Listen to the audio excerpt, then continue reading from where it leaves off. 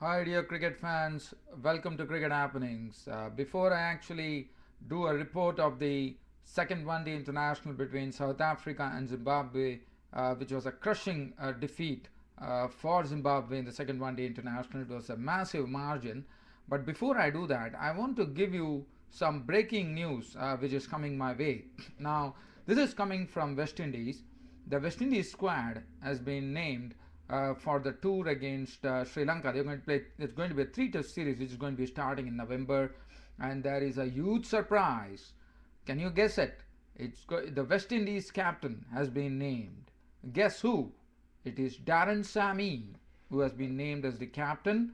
Brendan Nash is going to be the vice captain on the tour, even though there is a presence of Chris Gale in the team, Adrian Barat, Carlton Bog, the wicketkeeper, Suleiman Ben, Darren Bravo, Dwayne Bravo, Shivnarayan Chandrapal, Nelon Pascal, Kemar Roche, Andre Russell.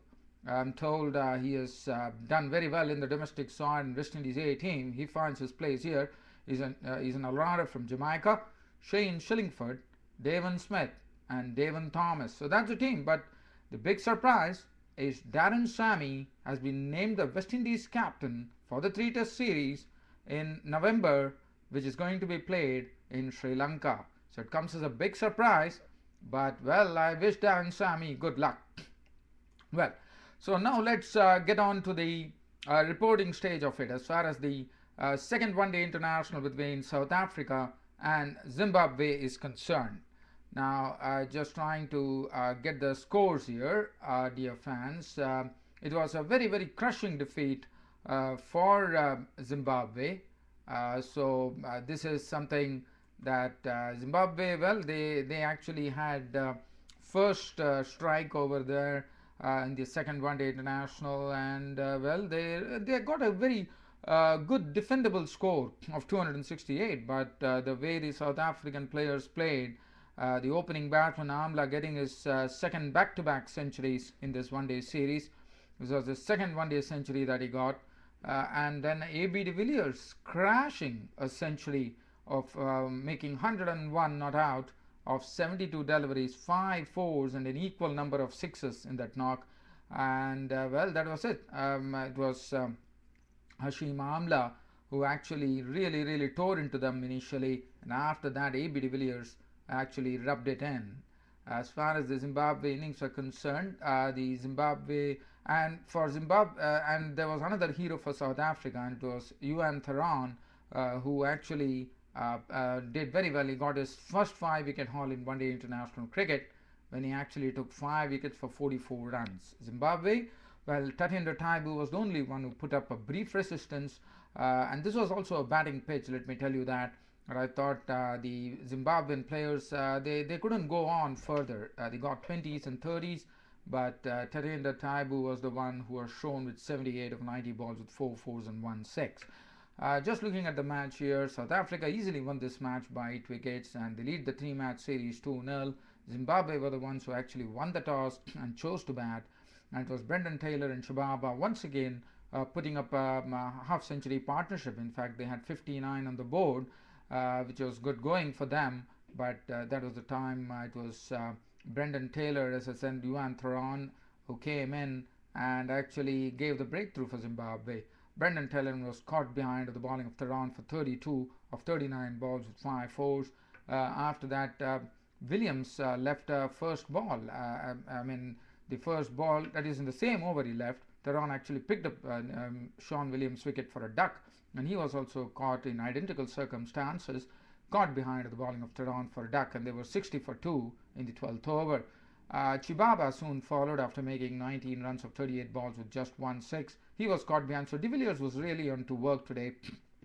First he did it with his wicket keeping, and then he came in with his 8th ODI ton. So Williams was gone for a duck, and they were 60 for 3. Grant Flower came in to join Taibu. Taibu just, he was playing in a very sedate manner, but he was there with all the runs that they wanted. He was actually keeping the scoreboard busy. Grant Flower just started off in his usual wont. He was looking good. In fact, he scored 22 of as many balls with 2 fours, but then it was Flower who was gone. The JP Dumini actually clean bowling him for 22 of 22 balls with 2 fours. But Tatienda Taibu got some good support from Craig Irvine, who made 27. Chigumbra, the captain, made 13 runs of 15 balls.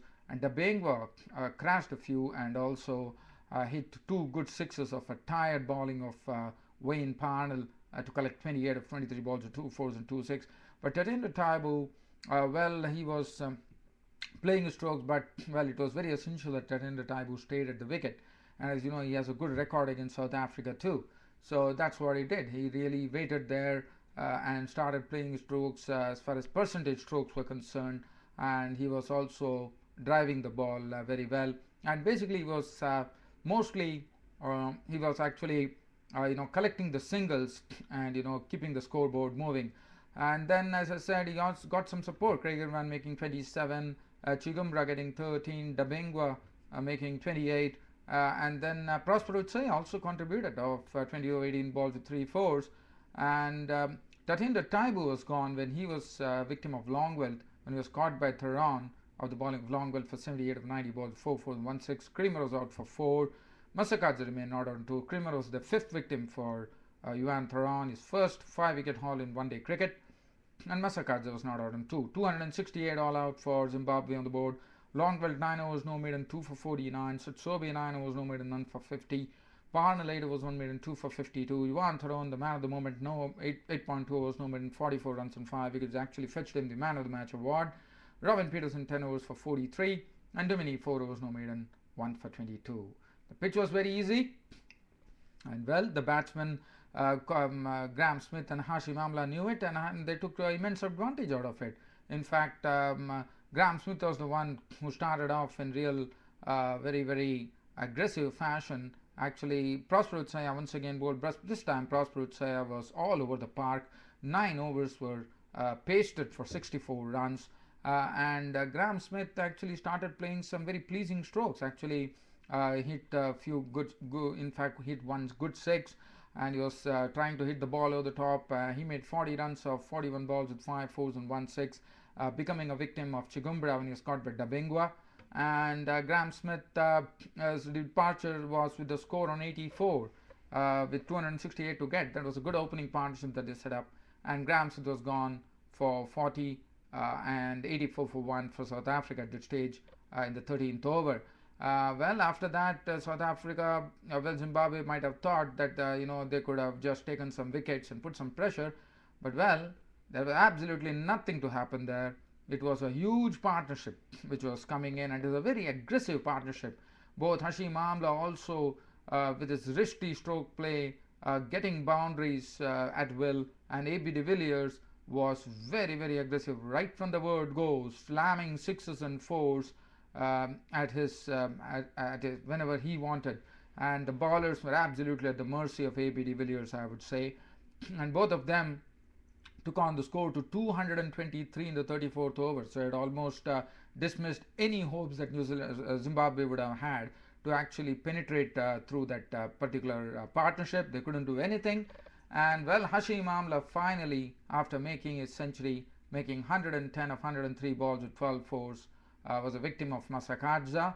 That was the only reward that Zimbabwe got later on. AB de Villiers then, as I said, he just cashed in. He started slamming all the bowlers. The spinners were just lofted over the top. The pace bowlers were hit with much disdain. And AB de Villiers was not on 101 of 72 balls with 5 4s and 5 6s. His 8th ODI century. Dumini not out on 15 of 18 balls with 1 4. The job was well done by South Africa. They had actually got the victory in the 39th over itself. 273 for 2 they finished with. It was a run rate of 7 runs per over. And as far as the bowling figures were concerned, Prosper Utsaya 9 overs, none for 64. Masakadze 9 overs, 1 for 63. Chigumbra 4 overs, 1 for 33. 2 overs for 12 runs for Chamu Chibaba. Creamer, the leg spinner, got 5 overs, went for 37. Dabengwa 6 overs, went for 34. Grant Flowers 3 overs, bowled, got 15 runs taken out of it. And Brendan Taylor bowled just 1 over for 13 runs. And AB de Villiers was the one who actually hit the winning hit. Brendan Taylor was hit into the stands for a 6, and that was all over for Zimbabwe. South Africa lead the 3-match series 2-0. and there will be one more one-day international match which is going to be played before South Africa leave for the United Arab Emirates to play against Pakistan. So, dear cricket fans, so this is the news that I have. Zimbabwe, unfortunately, today there were no match for South Africa. South Africa totally dominated. I thought Zimbabwe, other than Tatiana Taibu's 78, there was not much of any knock coming up, but they were building it up, but nobody was able to go on to a big one, probably a 50, nothing like that. And well, South Africa, I would say, just made mincemeat of that score of 268, which initially looked a bit on the higher side, but well, it was made to look very, very meager by AB de Villiers and Hashim Amla. So that's it, dear cricket fans, for cricket happenings. And just before that, I would just like to end it on this note. Well, dear cricket fans, you would be wondering that there was no report between India and Australia on the first one-day international at Kochi. Unfortunately, that match was abandoned without a ball being bowled.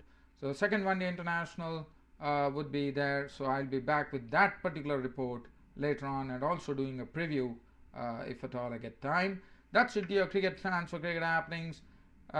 Keep coming with your support, and thank you very much for your support. This is Ram finally signing off for the day. Thank you.